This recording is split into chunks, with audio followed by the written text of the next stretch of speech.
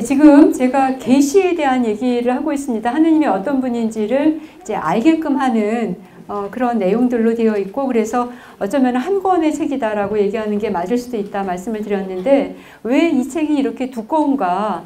인간이 알아들을 수 있는 방법을 통해서 지속적으로 인간 역사의 발전과 함께 이 작업이 이루어졌기 때문이다라고 말씀드렸어요. 예, 만약에 바오로 시대 같은 경우에는요, 이제 문맹이 많이 없어지면서 사람들 안에서 서신, 편지 교환이라는 새로운 장르가 나오는 거거든요. 그래서 이제 그런 경우 바오로는 대부분 서신체, 편지 글을 많이 쓰게 되죠. 그래서 그 장르가 다 종합되어 있다, 종합 장르다 이렇게 얘기하실 수 있다라는 거고요. 그 다음에 성서는 인간 의식의 발달과 함께 이루어집니다. 인간 의식의 발달과 함께, 이게 무슨 얘기냐면 아주 고대인들의 의식에 맞추어서 하느님께서 당신 자신을 이제 그거에 맞추어서 이제 얘기를 해주신다라는 거예요. 예를 들어서 그 고대인들의 우주관은 어떤 거였냐 하면, 지금 여러분들 지구가 우리가 네모나게 생겼나요? 동그랗게 생겼나요? 예, 사진으로 우리가 다 확인할 수 있는 거죠. 이제 동그랗게 되어 있습니다. 근데 고대인들에게 지구는 동그랗습니다 이렇게 얘기를 하면 사람들은 다 거짓말 이렇게 얘기를 하는 거예요. 왜냐하면 그 당시에 우주관은 어떤 식이냐면 이렇게 평평하게 이제 땅이 있는 거죠. 그리고 여기에 땅을 지탱하는 축이 있고, 그래서 땅 안에는요 새로운 죽음의 세계가 있어요. 이걸 쉐올이라고 하죠. 지하 세계. 그래서 사람들이 죽으면은 이 땅 안에 죽음의 세계, 지하 세계로 전부 다 간다라고 생각을 했었던 거죠. 그러니까 우리가 알고 있는 종말론하고는 굉장히 다릅니다. 우리가 죽으면은 우리는 자기의 일생에 따라서 세 가지 가능성이 있는 거잖아요. 그래서 그리스도교 종말론에는 이제 천당을 가든지 연옥을 가든지 지옥을 가든지. 근데 고대인들의 사고는요, 이런 구별이 없어요. 동일한 결과를 갖게 되는 겁니다. 똑같이. 그러니까 그러면 이건 뭐냐면 지상 생활 안에서 뭔가 차별화를 둬야 된다라는 거죠. 그래서 죽으면은 똑같은 운명에 갖게 된다면, 죽어서 다 똑같으면 지금 내가 이렇게 잘 살 필요가 없는 거죠. 굉장히 그래서 내세가 없는 사고관을 가지고 있습니다. 그리고 이 땅 위에는 전부 다 물이에요. 물. 이제 물이라는 모티브가 굉장히 많이 등장하는데, 이유는 뭐냐면 고대 문명이 강가에서 발달을 하죠. 그래서 유프라테스 강, 티그리스 강, 나일 강 이렇게 큰 강을 끼고서 문명이 발달하기 때문에 그들이 제안한 우주관, 천체관은 전체가 물로 되어 있는 거예요. 근데 물을 이렇게 이제 큰 바가지를 이렇게 쭉 올리면은 물이 이제 위로 올라가고 여기는 이제 공간이 생기게 되잖아요. 큰 바가지, 우리 스타디움 같은 거 생각하시면 되죠. 이렇게 큰 어떤 큰 우산처럼, 스타디움처럼 이렇게 하면은 이제 물이 위로 올라간다는 거고, 그래서 거기에서 생기는 것을 창공이라고 얘기하고요. 거기에 이제 창문들이 있어요. 그래서 그 창문들이 열리면 이제 비가 오는 거죠. 비나 홍수가 오는 거죠. 예, 이렇게 그래서 우리가 알고 있는 천체관과 그 고대인들의 우주관은 굉장히 다릅니다. 근데 하느님께서는 지구가 동그랗다라는 것을 모르셔서가 아니라 그 당시 사람들에게 지구를 설명해 주는 것이 아니라 하느님께서 창조하셨다라는 것을 얘기하는 것이 목적이기 때문에, 지구가 주인공인 책이 아니라 하느님의 드라마, 하느님이 주인공인 책이기 때문에 창조에 대해서, 창조주는 하느님이시다, 이게 중요한 거지 지구가 동그랗다 아니면 지구가 평평하다 이건 중요하지 않은 거예요. 예, 그래서 그 시대 사람들이 참이라고 생각하는 그것을 그대로 가지고 옵니다. 그대로 가지고 와서 그것에 맞춰서 얘기를 하죠. 그 다음에 뭐 윤리관도 마찬가지예요. 윤리관도 성서를 보면은 지금 우리랑은 굉장히 다른 의식들이 많죠. 예를 들어서 우리는 지금 일부 다처제 가능한가요? 미국도 그러면은 안 되는 거 아닌가요? 그죠? 합법적으로 문제가 되죠? 그죠?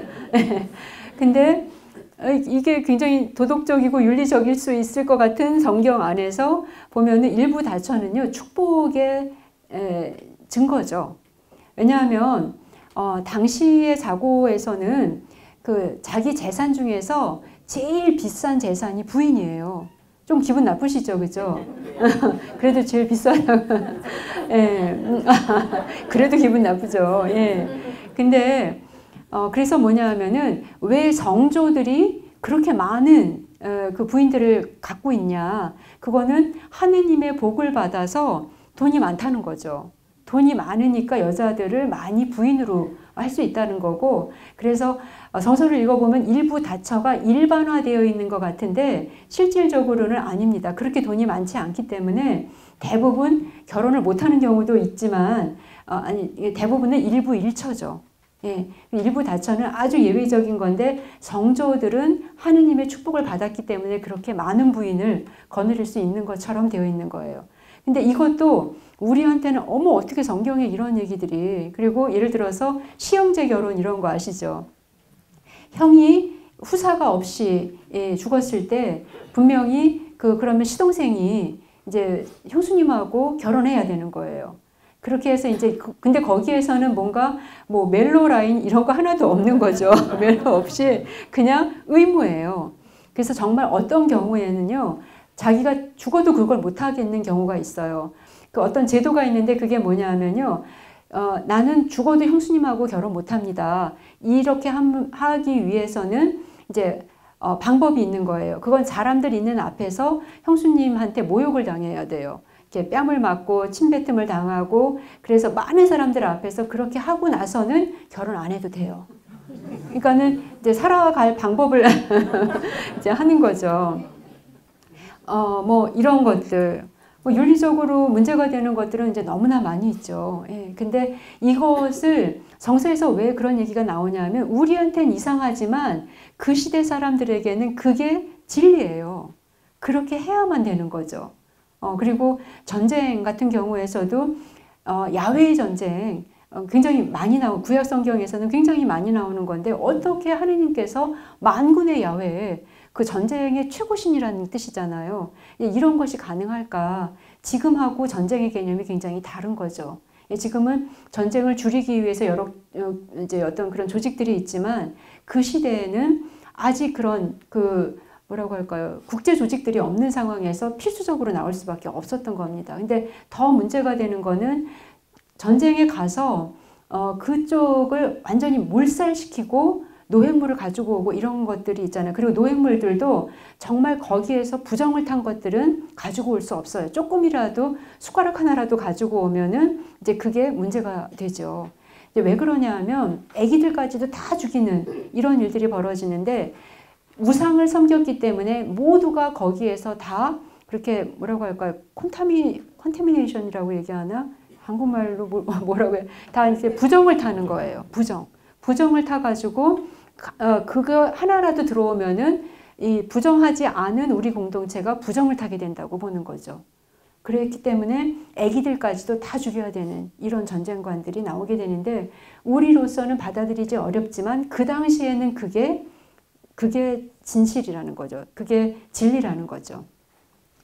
예를 들어서 제가 오늘 우리 유치원에 있기 때문에 오래간만에 아기들을 보니까 제가 너무 기분이 좋더라고요. 아기들을 워낙 좋아하고 이뻐하고 해서. 근데 거기서 보니까는 특별히 굉장히 액티브한 아기들이 있어요. 이제 좋게 말하면 액티브한 거지만 우리 스님들은 얼마나 힘드시겠어요. 그죠? 근데 제가 거기에서 그래서 너무 아기가 그래가지고 네가 여기 우리 반에서 뭐 블루반인가 뭔가 거기에서 제일 잘생겼어. 제일 멋져. 이제 이렇게 얘기를 했어요. 근데 사실은 팩트가 아니에요. 근데 이 아이에게 뭔가 이제 그것도 전부 다 보면은 이제 결핍의 문제라고 어제 말씀을 드렸잖아요. 예, 이제 그런 상황에서 네가 정말 멋지고 최고다. 이런 얘기를 해줘야지만 얘가 막 튀는 행동을 안 할 수 있을 거라고 저는 생각을 한 거예요. 그래서 팩트가 아니지만 너가 최고로 멋져. 네가 제일 잘생겼어. 이렇게 얘기하는 건 하지만 저의 트루스는 들어가 있는 거죠. 그죠? 팩트는 아니지만 이제 저의 진심이 제가 거기에서 얘에 대한 사랑이 없는 게 아닌 거잖아요. 그래서 팩트와 트루스가 동일한 개념이 아닌 겁니다.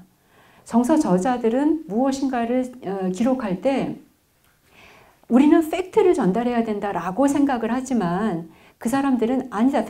팩트보다 더 중요한 거는 트루스다. 만약에 제가 이렇게 하다가 제가 여기서 갑자기 뭐 화를 냈다고 합시다. 우리 수님들 앞에서 제가 막 화를 냈어요. 근데 화를 낸 팩트만 가지고는 어떻게 저럴 수가 있어, 수녀님이. 라고 스캔들이 되지만 거기에서 앞뒤 컨텍스트를 보면은 트루스는 달라질 수가 있는 거거든요. 반드시 필요하기 때문에 의도적으로 화를 내는 경우도 있죠. 고대인들은 굉장히 지혜로워서 팩트보다 트루스에 더 많이 집중을 해서 역사를 저술합니다. 사실 이게 맞는 게요. 지금 아무리 팩트를 전달한다 하더라도 조선일보에서 얘기하는 팩트와 한겨레나 경향신문에서 얘기하는 팩트가 동일하지 않아요. 그래서 팩트가 뭔지 사실은 영영 우리 안에서는 알기가 어렵게 됩니다. 근데 자기네들은 그게 팩트라고 얘기를 하거든요. 그래서 아무리 역사를 있는 그대로 보도한다 하더라도 그 있는 그대로는 자기 주관적인 범주 안에서의 있는 그대로지 사실은 합당하게 객관적일 수 있는 그대로는 아니라는 거죠. 이거를 이미 알고 있었던 거예요.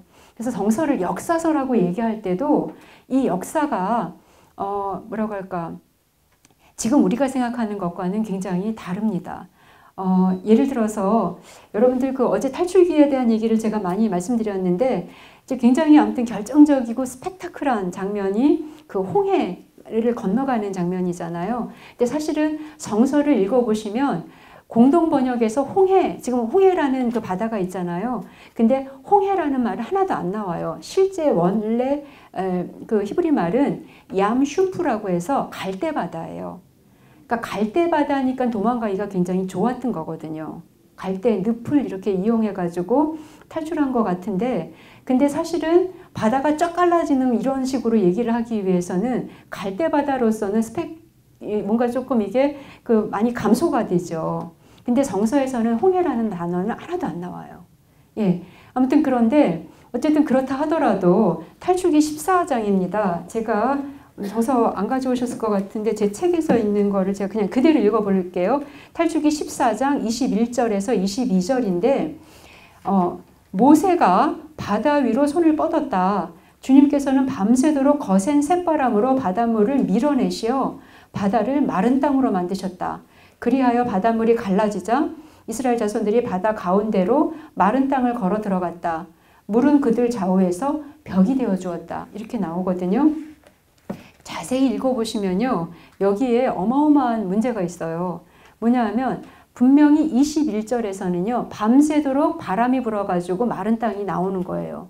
이런 현상은 한국에서도 진도 앞바다, 그 다음에 저쪽 안산 쪽에 제부도인가요? 예, 거기서도 일어나는 현상이에요. 근데 22절에는요. 바람이 이렇게 해가지고 마른 땅이 드러나는 게 아니라 물이 좌우로 쫙 갈라져서 벽이 되는 거예요. 충돌이죠.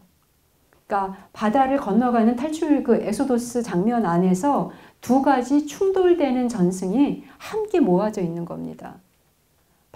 그러니까 그럼 너무 이상한 거잖아요. 저희가 뭔가 짜집기를 할 때 일관적으로 뭔가 합리적으로 기승전결이 맞아야 되는 건데 서로 충돌되는 것을 21절, 22절에 그대로 그냥 배치를 해버리는 거예요.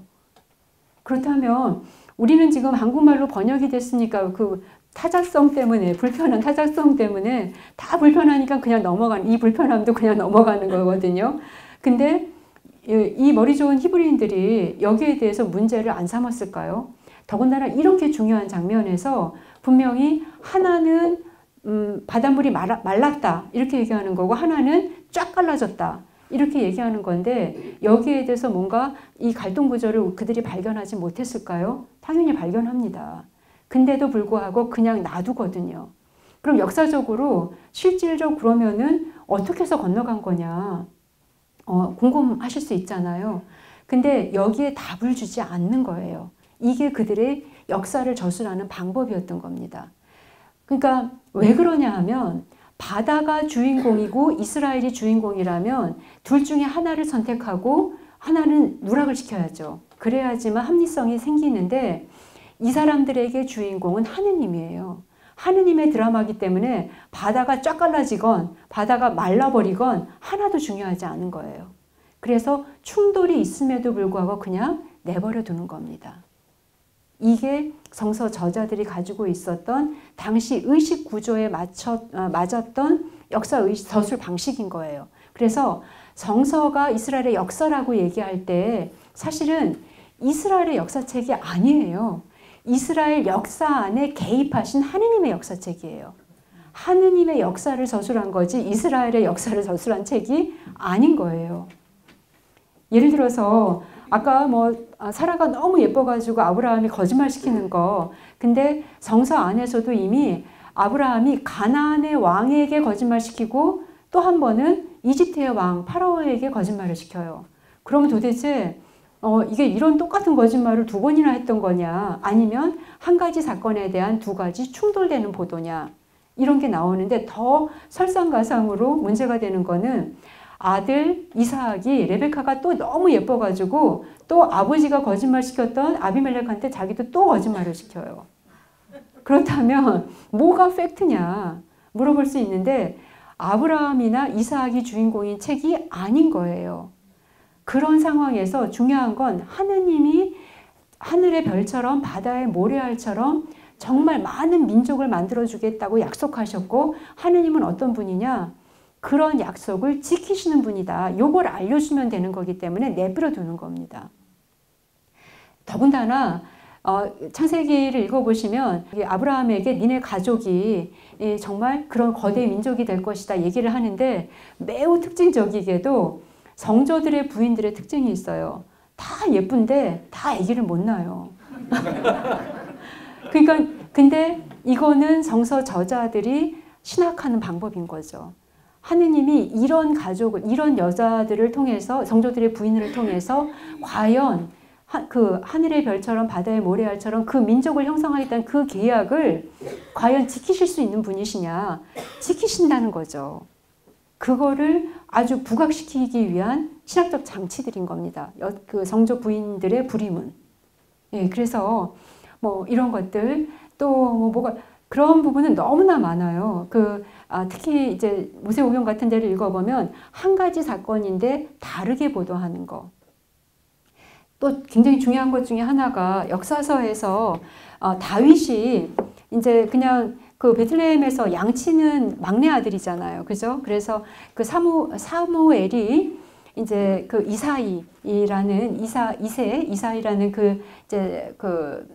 아버지한테 가가지고 거기에서 아들을 알려줄 거다. 이제 왕을 알려줄 거다. 이제 가서 보는데 맨 처음에 큰 아들을 보니까 너무 잘생기고 너무 사람이 멋있는 거예요. 그러니까 이 사람이 왕이구나 이랬더니 하느님이 걔가 아니다 얘기를 하시면서 쭉 아들들을 보는데 다 아니잖아요. 그래서 나중에 그러면은 그 아들이 또 아들이 또 있냐 그랬더니 너무 애기라서 안 부른 거잖아요. 근데 이제 그 양치고 있는 애를 이제 불러서 보니까는 볼이 붉은 이제 그런 예쁜 소년이죠. 근데 그 애가 얘를 거기서 이제 도유를 해라 이런 얘기가 나오는데, 그래서 다윗이 그야말로 로얄 패밀리가 아니었던 그가 어떻게 해서 최고의 왕으로 등극을 하는지 여기에 대해서도 보도가 다 다릅니다. 이제 아까 얘기했던 이런 경우도 있고, 또 하나는 유명한 게 골리앗하고 싸우잖아요. 그죠? 근데 그 어마어마한 장수랑 싸우는데 형들이 다 전쟁터에 가가지고 다윗이 놀 사람이 없는 거죠. 그래가지고는 이제 전쟁터인지 놀이터인지 알지를 못하고 가서 이제 근데 보니까 골리앗하고 이제 그런 대적 상태에 있죠. 근데 이제 얘가 그럼 내가 해보겠다라고 하는데 맨 처음에 사울이 반대를 하잖아요. 근데 그래도 자기가 하겠다고 하니까 갑옷을 입히는데 너무 애기라서 손을 못 들잖아요. 그러니까 이제 옷을 벗겨놓고서 네 맘대로 해라 했더니 이제 돌팔매질을 단방에 해서 이제 골리앗을 제압하게 되는데요. 골리앗이 이제 다윗에게 피살되는 장면이 사무엘기 상권에 나오는데요. 여기에서 사무엘기 하권에서는요. 다윗의 장수 중에 엘하난이라는 장군이 있어요. 이 장군이 골리앗을 죽인 것으로 되어 있어요. 그러니까 그렇게 되고, 근데 역대기는 또한 사무엘기를 다시 반복해가지고 쓴 또 하나의 역사서거든요. 근데 여기에서는 또 수정을 해가지고 엘하난이 그 다윗이 골리앗을 죽인 게 아니라 다윗의 장수 중에 하나인 엘하난이 죽였다. 근데 역대기에서는 아니다. 엘하난이 죽인 사람은 골리앗의 아우다. 또 이렇게 나오고 있어요. 그러니까 우리로서는 사실 굉장히 혼란스러운 거죠. 근데 내비로 둡니다. 이 중요한 사건을. 왜냐하면 하느님께서 당신에게 성실한 사람들을 하느님께서 어떻게 쓰시는지 하느님의 액션이 중요한 거지 다윗의 액션이 중요한 게 아니죠. 나중에 결국에는 이제 이런 장면도 있지만 이제 가장 유력한 거는 무기당번으로 들어가잖아요. 그러니까 사울의 이제 그 몸종 같은 거죠. 무기를 관리하고 있다가 뭐 창 몇 번 가져와라 그러면 그 몇 번째 창을 가져가야 되고 칼 뭐 이런 건데 얘의 특징이 뭐냐 하면 노래를 잘하죠. 노래를 잘하고 악기를 잘 다루고 그래서 굉장히 불안해하는 사울을 안정시켜주는 역할을 하고 그렇게 사랑을 받다 보니까 그 사울의 모든 가족이 다 이 천한 신분의 다윗을 사랑하게 되죠. 그래서 너무 이제 기가 막힌 게 사울이 자기 아들에게 계승을 해야 되는데 계승해야 되는 이 아들조차도 다윗이 라이벌임에도 불구하고 다윗을 너무 좋아하죠. 그렇게 되고 가장 결정적인 거는 이제 딸들이 2명이 있는데 그 막내딸이 다윗을 너무 좋아하죠. 그래가지고 결국에는 부마가 돼요. 그러니까 이제 굉장히 신분 상승을 하는 거죠. 그래서 로얄 패밀리에 들어가는 장면이 나오는데 장인이 봤을 때 사위가 너무 인기가 많으니까 장인이 사위를 죽이려고 하는 거고 결국 다윗을 망명시키는 게 미칼이에요. 마지막 그 막내딸 결혼했던 미칼이 이제 다윗을 망명시키면서 떠돌다가 사울이 죽으면서 이제 들어오게 되죠. 예, 그래서 이제 이렇게 다윗이 최고의 정왕인데 그 정왕이 어떻게 해서 이제 왕으로 등극하게 됐는지에 대해서도 사실은 굉장히 충돌되는 보도들이 많은 겁니다. 근데 그냥 내버려둬요. 지금 이렇게 말씀드린 것처럼 우주관, 그 천체관, 이 자연과학적인 측면 안에서도 사실은 문제가 되는 책이고요. 윤리적으로도 문제가 됩니다. 그리고 역사적 저술에서도 문제가 돼요. 그래서 성서의 가장 큰 특징 중에 하나가 무류성이거든요. 에라가 없다는 거예요. in erantia라는 라틴어를 쓰는데 에라가 없다는 거거든요. 오류가 없다. 예, 근데 사실은 보면 지금 우리 자연과학의 발달로 봤을 때도 오류가 있고 윤리적으로도 오류가 있고 또 역사적으로도 오류가 있어요. 근데 정서를 무료하다라고 얘기하는 것은 하느님을 소개한다라는 목적에서는 하나도 오류가 없기 때문에 무료하다라고 얘기하는 겁니다. 그래서 예를 들어서 그게 이제 인간 의식의 발달과 함께 이루어진 계시라는 부분에서 설명드리는 내용들이에요. 그러니까 그 당시의 사람들에게 무엇이 공통적인 어떤 보편적인 진리였는지 그것을 조정해서 감안해서 우리가 읽어야 된다는 거예요. 그래서 정서를 전공하는 사람들이 쓰는 방법론 중에 역사 비평적 방법론이라는 게 있어요. 그게 뭐냐 하면 우리 시각으로 이 텍스트를 보는 게 아니라 그 역사의 보편적 진리를 찾아가서 그때는 무엇이 진리였는지를 역사적으로 비평적으로 보라는 거죠. 그래서 그 시대의 역사서술 방법, 그 시대의 자연과학에 대한 인식들, 그 시대의 시대 정신들 이런 것들을 감안해서 정서를 읽어야만 된다라는 거고 특별히 정서라는 책을 읽을 때 이거를 도덕적이고 뭐 어쩌고 이런 모든 것에서 완벽한 책으로 보시는 것은 우리가 뭔가 문제가 있다라는 거예요. 하느님을 소개하는 데에서는 완벽하죠. 요만큼도 오류가 없습니다. 그래서 정서를 무료하다라고 얘기하는 거예요. 근데 여기 지금 책이 여러 개가 있다고 칩시다. 여기 뭐 만화책도 있고 소설책도 있고 논문도 있고 보고서도 있고 뭐 신문도 있고 다 이제 문자라는 매체를 통해 가지고 메시지를 전달하고 있는 책들이죠. 근데 여기에서 이 책이 어떤 캐릭터를 가지고 있느냐에 따라서 우리가 이 책을 대하는 선인식, 선이해가 달라집니다. 만화책을 보면서 뭐야 이 만화책에서 이걸 팩트를 얘기하지 않고 이렇게 그냥 황당무계하게 얘기하니까 이 만화책을 고발해야 되겠다 이런 분들 계세요? 만화라는 선의해가 있기 때문에 말도 안 되는 얘기를 해도 어머 잘 썼어. 마음에 들어. 이렇게 하시잖아요. 만약에 무슨 그 소설책을 읽으실 때 이 와중에 그 주인공은 끝까지 안 죽잖아요. 막 총을 맞아도 안 죽고 뭐 어떤 상황에서 혼자 살아남고 막 이러죠. 그래서 이 소설이 이게 우리를 기만하고 있어. 이 소설가를 고발해야 돼. 이런 분 안 계시죠? 아, 소설이니까 이 소설에 대해서 이 장르에 대해서 우리가 알고 있는 거예요. 근데 만약에 논문을 쓰는데 조작이 됐다. 논문을 쓰는데 소설을 썼다. 이러면 이 논문이 통과되나요? 안 되나요? 당연히 안 되죠. 신문을 쓰는데 신문에서 분명히 여의도에서 무슨 일이 일어났고 청와대에서 무슨 일이 일어났고 백악관에서 무슨 일 정확히 보도해야 되는데 그걸로 소설을 쓰고 있으면 그 신문 더 이상 안 보죠. 이렇게 그 문자라는 것을 매체로 해서 뭔가를 전달하는데 이 책이 어떤 책인지 그 캐릭터에 대해서 우리가 분명히 알고 시작을 합니다. 성경이라는 책은 과학보고서가 아니고 역사보고서도 아니고 윤리적인 지침도 아니에요. 하느님이 어떤 분인지 우리가 영적 감수성으로 그분이 어떤 분인지를 알게 하기 위해서 그리고 그분의 뜻이 우리를 구원하기 때문에 하느님의 뜻을 파악하기 위해서 읽는 책이지 과학보고서를 읽으시면 안 된다라는 거죠. 예, 그래서 성서를 읽으실 때 맨 처음에 이제 이거를 그래서 근본주의적 해석이라고 해요. 글자 그대로 하시는 거.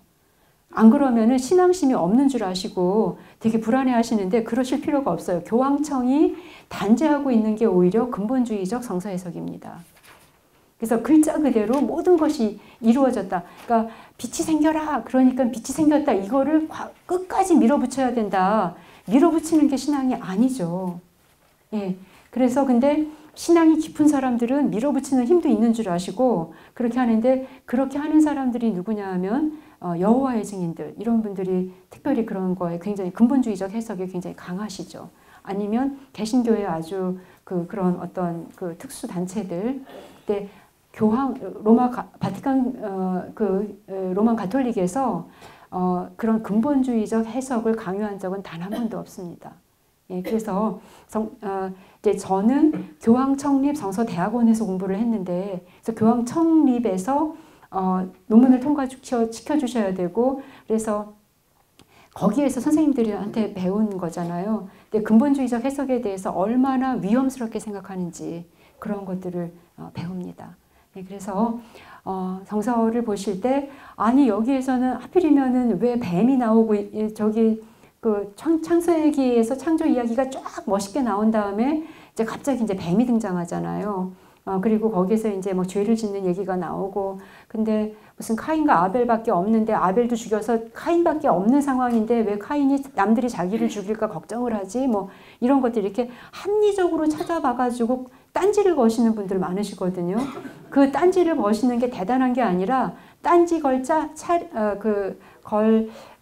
요소들은요 무지문이 많아서 얼마든지 찾아낼 수가 있어요. 근데 그 자세 자체는 만화책 보면서 딴지 거시는 거랑 다를 바가 없는 거라는 거죠. 만화책과 성경은 다르지만 아무튼 하느님이 어떤 분이신지를 전달하는 신학 보고서입니다. 그렇게 생각을 하셔야 되고요.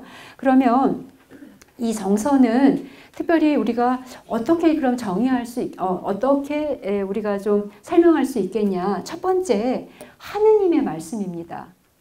인간의 말이 아니고, 그러니까 우리가 고대로부터 여러 가지 문헌들이 나오고 하느님에 대해서 이야기한 책들은 굉장히 많았어요. 근데 성서에 들어가 있는 이런 책들만이 하느님의 말씀이다라고 판정된 책들인 거예요. 그러니까 구약 아까 46권, 신약 27권 이렇게 말씀드렸는데 그 당시에 작품이 요거밖에 없었나 보다 이렇게 생각하시면 안 돼요. 책들이 무지 많아요. 근데 그것도 다 하느님에 대해서 쓴 책들임에도 불구하고 그거는 하느님에 대해서 인간들이 쓴 작품이고 하느님의 말씀은 요러요러한 책들입니다 라고 정경 리스트가 나와요. 목록, 정경 목록. 예, 그래서 나오는 건데 예를 들어서 여러분들 아까 제가 에스테르 기도 얘기했고 뭐 집회서, 지혜서, 바룩서 또 뭐 마카베오기 상하죠. 뭐 이런 책들 이런 것들은요, 우리는 성경이잖아요. 그죠? 성경이라는 건 뭐냐 하면 하느님의 말씀이라는 거예요. 예, 근데 개신교에서는요, 하느님 말씀이 아니에요. 성서 안에 안 들어와 있어요. 그래서 에스테르기, 무슨 뭐 유딧기, 토빗기 이런 것들은요, 우리들한테는 그다지 이렇게 이상한 책이 아닌데 그 사람들한테는 이건 성경이 아닌 책들이에요. 굉장히 생소하고 낯선 책들입니다. 근데 우리는 이런 책들을 제2경전이라고 얘기하고요. 개신교는 이것을 외경이라고 얘기해요. 외경. 경전 밖의 것이다. 그러니까 하느님의 말씀이 아니라고 개신교는 생각하는 거고 우리는 하느님의 말씀이다 라고 생각하는 거죠. 그리고 그 사람들이 개신교 분들이 위경이라고 얘기하는 책이 있어요. 위경. 예를 들어서 야고보 복음서, 토마 복음서, 뭐 여러 가지 뭐 희년서 뭐 이런 책들이 있는데 이거는 경전을 이렇게 거짓 위자를 써서 위경이라고 얘기하거든요. 외경은 경전 이외의 것이다라고 해서 외경이고 위경은 이외의 것일 뿐만이 아니라 뭔가 이제 조금 조작된 거라는 거죠. 예, 이런 건데 우리는 그런 책들, 유다복음서, 토마복음서, 뭐 이런 것들을 우리는 외경이라고 얘기해요. 그러니까 조금 다르죠. 우리가 외경이라고 얘기하는 거를 그녀들은 위경이라고 얘기하고 우리가 제2경전이라고 얘기하는 것을 그녀들은 외경이라고 얘기하는 거예요. 그러니까 외경이라는 말을 쓸 때 우리는 그 사람들이 얘기하는 위경이 외경이에요. 이해가 되시겠죠? 예, 아무튼 이런 차이가 나오는 게 뭐냐 하면 책들은, 작품들은 많은데 이제 교회가 결정을 하는 겁니다. 요건 진짜 하느님의 말씀이다. 요건 하느님의 말씀 같지만 하느님의 말씀이 아니다. 이것을 결정하는 거고요. 그래서 성경의 특징은 일단 하느님의 말씀인 거예요. 근데 하느님의 말씀은 분명한데 하느님이 녹음기 이렇게 녹음하셔가지고 딱 이렇게 뭐 그 USB 주시고 이러는 게 아니잖아요. 당신의 말씀을 어떻게 전달하냐 하면 특정 저자들을 선발하시는 거예요. 그래서 그 저자들이 하느님의 말씀을 제작하게 하는 겁니다. 작품을 쓰게 하는 거예요. 그래서 인간 저자가 반드시 활동을 해요. 그러니까 하느님이 그냥 당신 말씀을 전달해야 되는데 방법이 없잖아요. 방법으로 쓰는 것은 선발된 인간 저자들을 사용해가지고 당신 말씀을 전한다라는 거죠. 근데 이때 인간 저자들이 하느님 말씀을 쓰게끔 하는 것이 누구의 일이냐면 성령의 일이라는 거죠. 인스피라시오라고 합니다. 즉 스피릿이 인한다는 거예요. 하느님의 성령이 그 저자 안에 들어가서 인스피릿, 인스피라시오. 그래서 인스피레이션이라는 것이 스피릿이 인한다라는 거고요. 그래서 저자는 자기의 작품을 쓰지만 사실은 스피릿이 인했기 때문에 하느님의 말씀이 된다라는 거예요. 그래서 우리가 성경 46권, 27권 뭐 이런 것들은 전부 다 인스피라시오를 통해서 이루어진다라는 거죠. 그러면 많은 분들이 어디 이렇게 상본이나 이런 데서 탈원 상태에서 막 이렇게 쓰는 그런 상본들이 있잖아요. 그래서 많은 분들이 인스피라시오를 받을 때는 전부 다 이렇게 정신줄 놓은 상태에서 막 하면은 작품이 쫙 나오나 보다 이렇게 생각하실 수 있는데요. 아니에요. 정신줄을 꽉 잡고 쓴 책이 성경이에요. 정신줄 꽉 놓고서는 그냥 나도 모르게 보니까 한 5, 6페이지 쫙 나오고 이런 책이 아니라 정신줄을 꽉 잡고 쓰는데 그 정신줄을 꽉 잡은 자체가 인스피라시오를 통한 꽉 잡음이라는 거죠. 그러니까 예를 들어서 야훼계 저자, 엘로힘계 저자 전부 다 인간 저자들이거든요. 마테오복음, 뭐 마르코복음 전부 다 인간 저자들이 쓰는데 이때 정신줄 놓고선 쓰는 게 아니라 어떻게 하면 하느님을 알게 할 수 있을까? 하느님 계시를 전달할 수 있을까라고 정신줄을 꽉 잡아요. 그래서 이 대상들과 자기가 가지고 있는 신학적인 모든 능력을 총동원합니다. 근데 이 총동원이 본인의 총동원이 아니라 인스피라시오를 통한 총동원이라는 거예요. 그래서 아주 신학적인 작품인데 이 신학적인 작품의 모든 부분에 하느님께서 아주 주도적으로 개입하셨다라는 거죠. 그렇게 해서 나온 책들을 선발한 게 이 성경인 거예요. 예전에 이런 일이 있었죠. 아주 옛날은 아니고 요번에 이제 우리가 성경 새 번역을 만들면서 예전에는 공동 번역 성서라고 했었죠. 근데 요번에는 성경 이렇게 한국말 성경에는 성경 이렇게 되어 있어요. 근데 그때 많은 문제점이 있었어요. 일단 성경 그러면 왠지 개신교 냄새가 많이 나는 거죠. 그래서 왜 개신교 냄새 많이 나는 거를 굳이 이렇게 성경이라고 써야 되냐. 그리고 문제는 예를 들어서 이미 성서라는 말이 이렇게 고착이 되어 있었기 때문에 성서와 함께라는 책 아시죠? 성서와 함께 영원한 도움의 수님들이 하시는 성서와 함께해서 전화가 와요. 성경과 함께로 바꿔야 됩니까? 이렇게 그리고 생활성서도 생활 성경으로 바꿔야 됩니까? 성서학자, 성경학자로 바꿔야 됩니까? 뭐 말들이 굉장히 많았던 거예요. 그런데 왜 주교회의에서는 그럼에도 불구하고 성경이라는 말을 쓰게 됐는가? 성서와 성경의 차이가 있습니다. 여기 지금 바이블하고 이 캐논이라는 말을 제가 좀 써놨는데요. 성서와 성경이 약간 구별되는 개념이에요. 영어에서는 훨씬 더 구별이 쉬워지는 것 같은데 성서는 바이블에 대한 번역이고요. 성경은 캐논, 까논이라는 말의 번역으로 보시면 좋겠어요. 이 바이블이라는 말은요. 히라버, 그리스말 비블리아라는 말에서 음역된 겁니다. 비블리아라는 그리스 말이 있었고 이걸 영어로 음역하면서 바이블이 되는 건데요. 이때 비블리아는 뭐냐 하면 한 도시 이름이었었어요. 도시. 예, 그래서 그 도시의 특징이 뭐냐면 파피루스가 굉장히 많이 나는 도시였다는 거죠. 그래서 도시가 이제 고유명사죠. 고유명사인데 파피루스가 많이 난다라는 것은 이제 그 출판 사업, 책을 만드는 사업이 번성하게 됐다는 거예요. 그 예전에는 아까 말씀드린 것처럼 돌에 새기거나 뭐 이제 그러다가 이제 수렵 생활을 하면서 이제 그들이 개발한 필기구가 뭐냐 하면은 양피지죠. 양피지는 뭐냐 하면 이렇게 동물 껍질을 화학 처리를 해가지고 말리잖아요. 그래서 이렇게 보자기처럼 이렇게 만들어서 이런 보자기들을 꼬매요. 꼬매서 길게 양탄자처럼 이렇게 스크롤이 가능하게끔 만드는 거죠.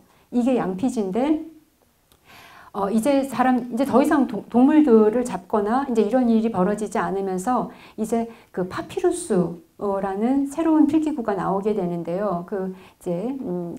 나오게 되는데, 이거는 뭐냐면 이렇게 나무를 이렇게 쪽쪽 잘라가지고 방석 엮듯이 해가지고 이제 하는 거죠.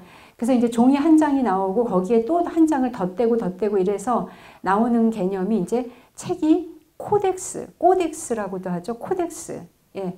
그러니까 양피지가 스크롤이라면 코덱스는 책을 묶는 거예요. 근데 문제는 이 종이 한 장이 굉장히 두껍다 보니까 코덱스로 묶으면은 이 책을 반을 나눠야지만 들고 다닐 수가 있는 거죠. 스크롤은 이렇게 하면은 하나를 이렇게 들을 수가 있는데 코덱스는 너무 책이 분량이 많으면은 잘라야 되는 거죠. 그래서 나오게 되는 게 사무엘기 상하, 열왕기 상하, 역대기 상하 이런 책들은 원래 한 권인데 너무 많아가지고 잘란 거예요. 그래서 상하라고 얘기해도 한 권으로 치셔야 돼요. 그래서 성서가 46권이다 이렇게 얘기하실 때는요. 이 사무엘 상하, 열왕기 상하 뭐 이런 것들을 한 권으로 이제 세말하실 때만 가능한 거예요. 여기에서 예외가 되는 건 마카베오기밖에 없어요. 마카베오기는 상하로 되어 있지만 완전히 다른 책이에요. 완전히 다른 책이라서 상권도 한 권, 하권도 한 권. 그래서 두 권이 되는 거죠. 나머지는 전부 다 한 권이라고 보시면 되는데, 그래서 어쨌든 코덱스를 만드는 것이 비블리아라는 그 도시, 비블로스라는 도시에서 나온 겁니다. 그래서 비블로스라는 도시 고유 명사가 이제 책이라는 일반 명사화 되면서 어의가 변형이 되는 거죠. 예를 들어서 전주 그러면은 비빔밥이 유명하잖아요. 그죠? 그래서 이렇게 그 도시의 최고의 특산물들이 이제 이렇게 부각이 되는데 비블로스라는 도시가 책이 많이 나기 때문에 이게 도시 이름이 아니라 책이라는 일반 명사의 의미를 갖게 되는 거고 이게 라틴어로 번역되면서 비블리아가 돼요. 비블리아가 되고 이게 영어로 음역되면서 바이블이 돼서 이거를 번역할 때 책이 강하기 때문에 책의 의미가 강하기 때문에 성서라고 번역을 하는 겁니다. 성서인데 한국에서 그런 일이 있었던 거예요. 성경을 읽어도 무슨 뜻인지도 모르겠고 오늘 뭘 읽었는지도 기억도 안 나고 강론을 들었는데도 도대체 강론이 문제인지 우리의 귀가 문제인지 기억도 안 나고 이제 이러니까 어떤 신부님께서 안 되겠다. 사람들한테 굉장히 이렇게 좀 임팩트를 줄 수 있는 그런 거를 우리 미사 시간에 읽어야 되겠다 이러면서 독서를 읽으실 때 성서에서 안 읽으시고 어떤 다른 책에서 뭔가를 읽으신 거예요. 그래서 사람들이 그거를 어머 그렇구나 이제 이렇게 알아들었어요. 근데 그게 이제 다른 데 보도가 됐죠. 보고가 됐죠. 근데 이게 잘한 걸까요? 못한 걸까요? 잘못한 거죠. 왜냐하면 성경은 뭐냐 하면 좋은 책이 아니라 하느님의 말씀이거든요. 우리는 좋은 책을 읽는 게 목적이 아니라 하느님의 말씀을 들어야 되는 게 우리의 목적이고 그걸 위해서 우리가 미사라는 집회를 하는 거거든요. 그래서 우리가 뭔가를 모였을 때 좋은 책이나 좋은 글을 읽는 건 동아리 활동이에요. 근데 신앙의 집회 장소에서는 하느님 말씀을 읽어야 그게 무슨 뜻인지 모르고 기억이 안 난다 하더라도 하느님 말씀을 읽어야 되는 겁니다. 그래서 그래서 그 신부님께 물어보는 거죠. 왜 그걸 읽으셨습니까? 그랬더니 성서는 읽어도 잘 이렇게 안 들어오니까 좋은 책을 읽었는데 뭐가 문제입니까? 이제 성경에 대한 개념 자체가 없구나 생각을 한 거예요. 그래서 거룩한 책, 좋은 책 이게 아니라 성서는 까논이다. 성경이다. 경이라는 말이 뭐냐면 그 경자가요. 그러니까 경도 위도 할 때 경이 기준이 되는 거잖아요. 예.